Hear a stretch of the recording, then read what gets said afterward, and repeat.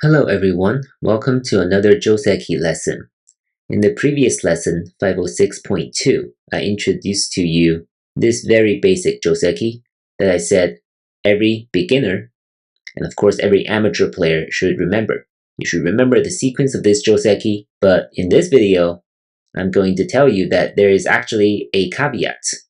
So when I ran this through Katago, the latest version as of March 2024, Katago is actually saying this is slightly better for white. But of course, Katago's slightly better is about a 5% change in winning probability, which is minimal for amateur players, and of course for beginners as well. So this Joseki will not go out of fashion anytime soon. In fact, I think it is easier for human players to play as black in this situation, taking the corner territory, and of course white has great potential on the outside. So why does Katago not like this Joseki for black? There are a couple of reasons, which I'll explain in just a little bit. But first let me show you what Katago is suggesting. At this point, Katago is saying that black should not play this Hane on the second line.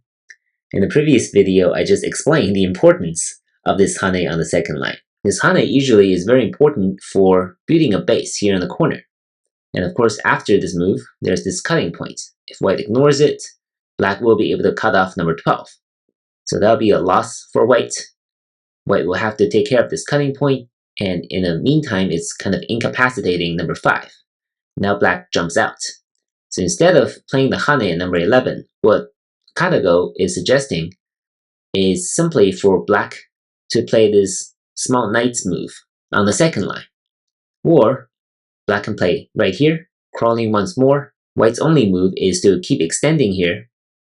And now black plays this small knight's move on the second line again. So either this or this. This is what Katago is suggesting. So this way, it's really a Joseki from the 3-3 invasion, right? It is the equivalent of this 3-3 invasion, which is a common Joseki. The Joseki is not done. Black can follow up with this move, or this move, right? Usually these three are the most common. And similarly, of course, whites can follow up with these three moves as well.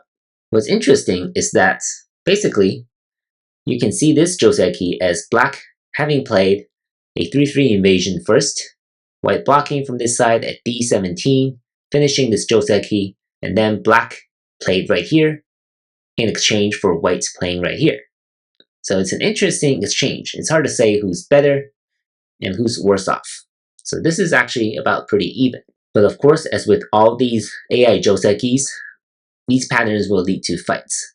So all you need to remember as an amateur player is that these exist, and I haven't seen a good video explaining what these Josekis are about.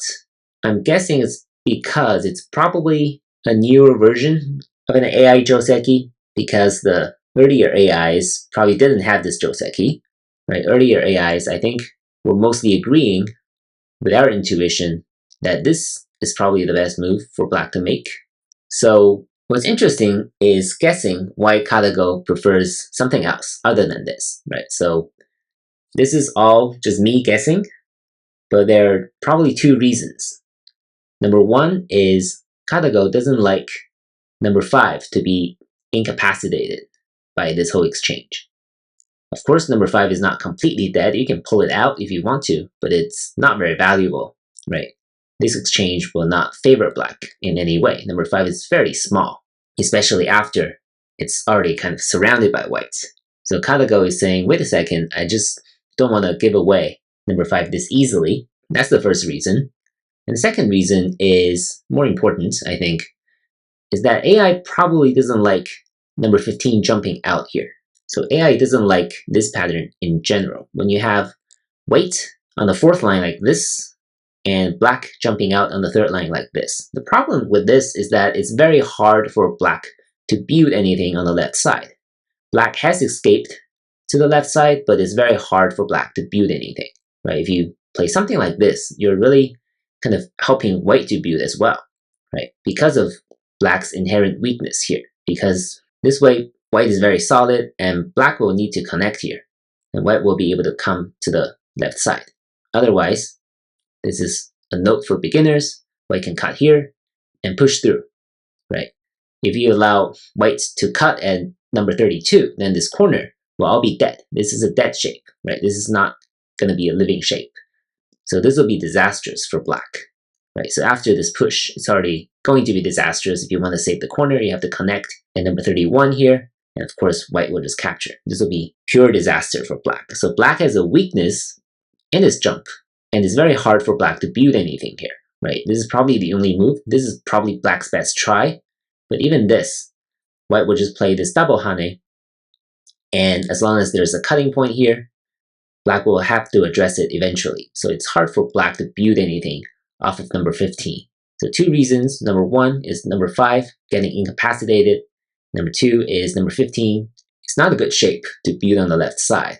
That is why AI is suggesting this. Number 11, the benefit of this is that number 5 is not hurt, right? It's hurt less, at least. It's under a pincer by number 6, but it's not as incapacitated as the previous pattern.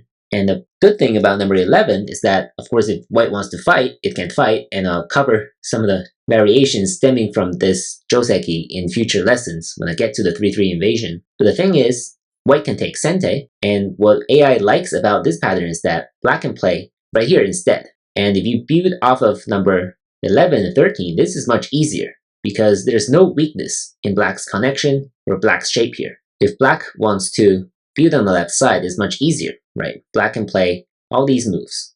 He can jump very far, and all these moves are potentially available. And what's more interesting here is that black can potentially pull out number 5 if white just ignores this local situation. So that's why after number 13, it's probably best for white to play a jump here to reinforce its attack on number 5, or play something like this to solidify its position.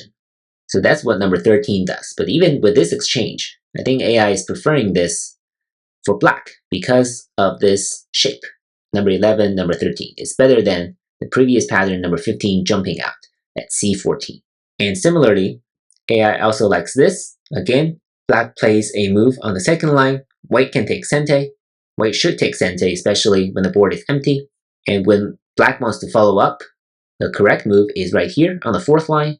Because black has extended once more compared to the previous pattern, there's less of a weakness here on the corner. So black can get to the 4th line.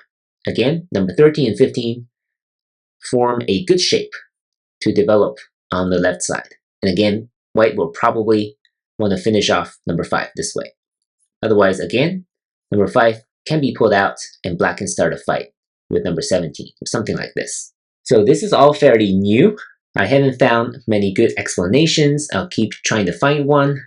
And once I do, I'll update this video. And of course, if you have any questions or any suggestions on why this is, right, on why AI prefers this variation, please enlighten me.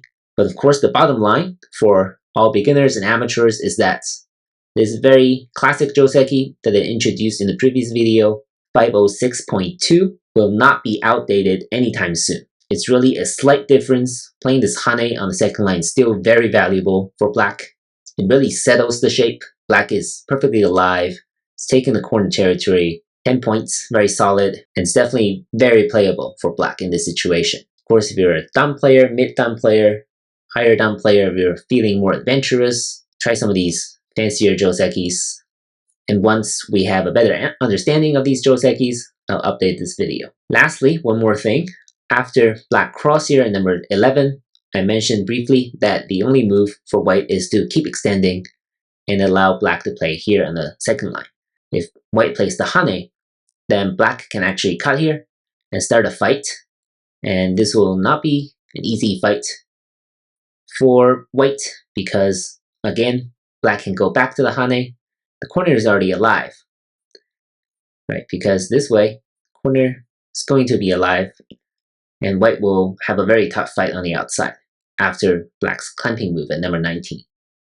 And of course, after number 13, number 12 is in immediate danger.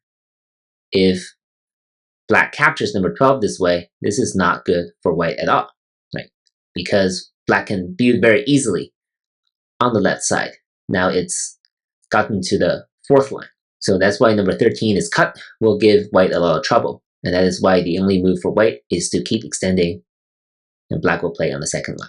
So that's it for this video.